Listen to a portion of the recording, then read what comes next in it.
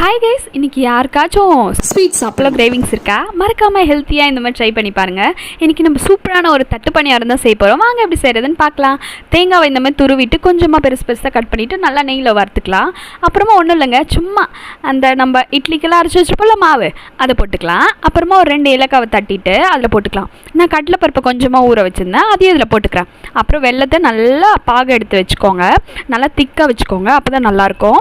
இதை அந்த மாவில் ஊற்றிக்கலாம்.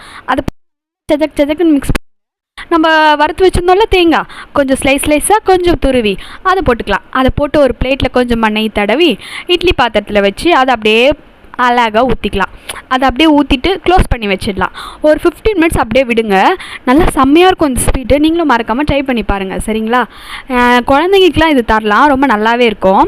அதை மினிட்ஸ் பார்க்கவே செம்மையாக இருக்குல்ல. அந்த தேங்காய்லாம் அப்படியே கேக் மாதிரி கட் பண்ணி கேக்குன்னு கொடுத்தீங்கன்னா குழந்தைங்க மறக்காமல்